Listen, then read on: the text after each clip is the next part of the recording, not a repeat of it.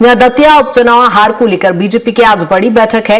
हेमंत खंडेलवाल जहां CM house पहुंच गए हैं, डिप्टी सीएम जगदीश देवड़ा भी बैठक में शामिल हैं। कई मंत्री जहां सीएम हाउस इस समय पहुंच रहे हैं और दतिया हार को लेकर यहां समीक्षा बैठक रखी गई है। आशुतोष तिवारी भी बैठक में शामिल होंगे और उपचुनाव नतीजों को लेकर यहां पर मंथन किया जाएगा। सीएम हाउस में ये बड़ी बैठक है, जहां समीक्षा बैठक की जाएगी।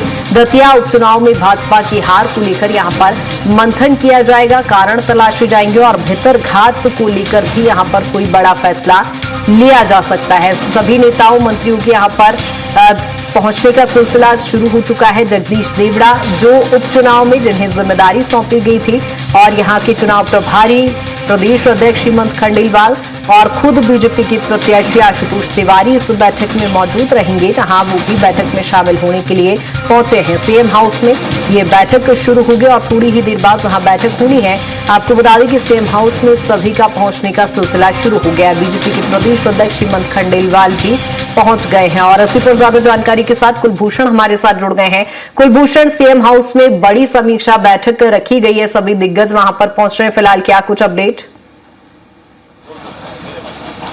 देखिए कृतिका, बात करें कल जिस प्रकार से दतिया विधानसभा सीट के जो परिणाम सामने आए हैं, उसके बाद हमने देखा कि मध्य प्रदेश में सरकार और संगठन होने के बावजूद भी बीजेपी को जो हार का सामना करना पड़ा है, उसके बाद भी ये कह सकते हैं कि लगातार दूसरे राउंड से लेके लगातार 13वें राउंड तक जो बीजेपी के प्रत्याशी है आशुतोष तिवारी, वो पीछे रहे थे। अब क्योंकि हार का क्या कारण है, किस वजह से हार हुई है, इसको लेकर एक बड़ी समीक्षा बैठक कुछ ही देर में मुख्यमंत्री के निवास में शुरू होगी। ये तस्वीर मैं आपको मुख्यमंत्री के निवास की दिखाना चाहूंगा। मुख्यमंत्री कुछ ही देर बाद जो है मुख्यमंत्री के निवास पहुंचेंगे। अभी फिलहाल तुलसी सिलावट, दिलीप जायसवाल, राकेश शुक्ला, नरेंद्र शिवाजी पटेल, विधानसभा उपचुनाव प्रभारी भरत कुशवाहा सीएम हाउस पहुंच चुके हैं। जो बीजेपी के प्रदेश अध्यक्ष हैं हेमंत खंडेलवाल, वो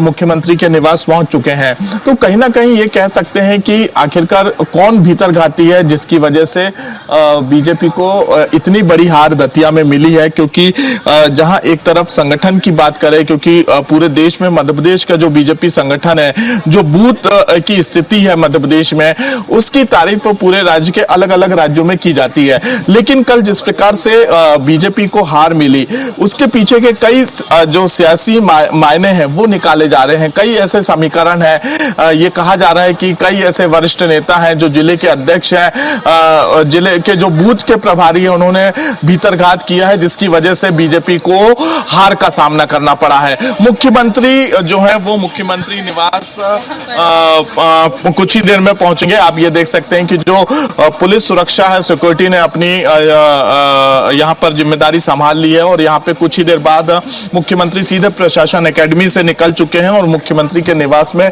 वो पहुंचेंगे। तकरीबन 10 से 15 मिनट बाद ये बड़ी दतिया हार चुनाव को लेकर जो है बैठक शुरू होगी। बिल्कुल कुलभूषण, जब भी इस तरह की परिस्थितियां बनती हैं, हम देखते हैं भाजपा अपने सभी मंत्रियों के साथ कहीं ना कहीं आत्ममंथन तो करती है, लाजमी भी है, लेकिन क्या वहां पर नरोत्तम मिश्रा भी मौजूद हैं बैठक में? क्योंकि ये माना जा रहा था कि जैसे ही यदि मान लो भाजपा हारती भी है तो पूरा ठीकरा कहीं ना कहीं उन पर फोड़ा जाएगा या पूरी जिम्मेदारी, चूंकि चुनाव में कहीं ना कहीं फ्रंट फेस नरोत्तम मिश्रा ही थे।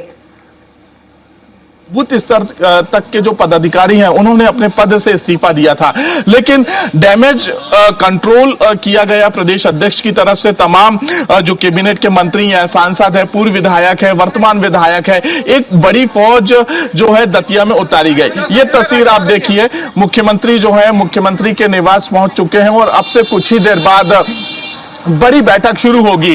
कृतिका, ये तस्वीर मैं आपको दिखाना चाहूंगा एक्सक्लूसिव।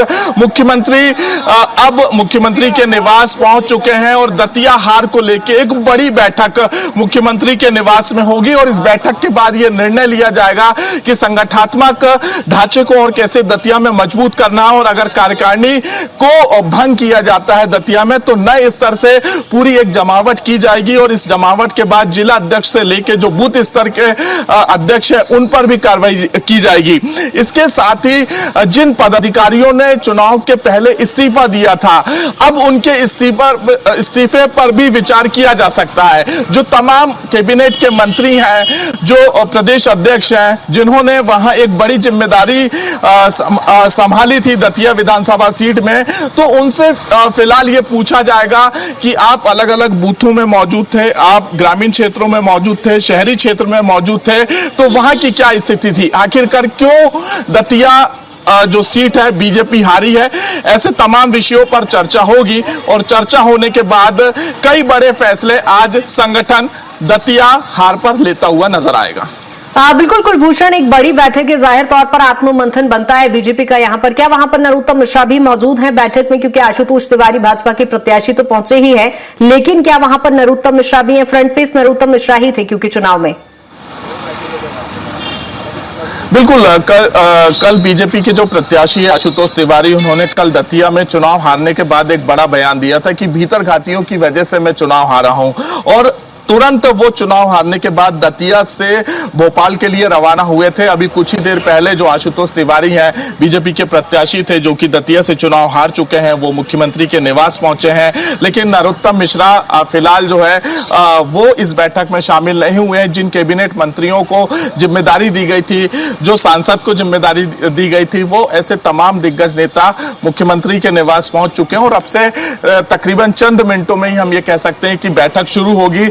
1-to-1 बैठक में सभी नेताओं से सबसे पहले ये चर्चा की जाएगी कि आखिरकार क्या कारण रहे हैं, किन वजहों से हम हारे हैं, या जिन नेताओं ने भीतरघात किया है उनके नाम भी पूछे जाएंगे। और ये कह सकते हैं कि संगठनात्मक तरीके से अगर जो फैसला लिया जाएगा, तो संगठन स्तर से अगर फैसला लिया जाता है तो कहीं ना कहीं सबसे पहले कार्यकारिणी को भंग किया जाएगा, जिला अध्यक्ष को नोटिस दिया जाएगा, बूथ स्तर के जो अध्यक्ष बनाए गए थे उन अध्यक्षों पर भी कार्रवाई हो सकती है। तो अभी फिलहाल बैठक शुरू हुई है और बैठक के बाद कुछ बड़े निर्णय जो है बीजेपी संगठन के सामने आ सकते हैं। बिल्कुल कुलभूषण, कहीं ना कहीं ये बड़ी समीक्षा बैठक इसे कहा जा सकता है, क्योंकि दोनों ही दलों के लिए लिटमस टेस्ट था और जाहिर तौर पर बीजेपी के लिए साख दांव पर लगी थी। नजर बनाए रखिएगा, अपडेट भी आपसे लेंगे। फिलहाल बहुत शुक्रिया तमाम जानकारी के लिए।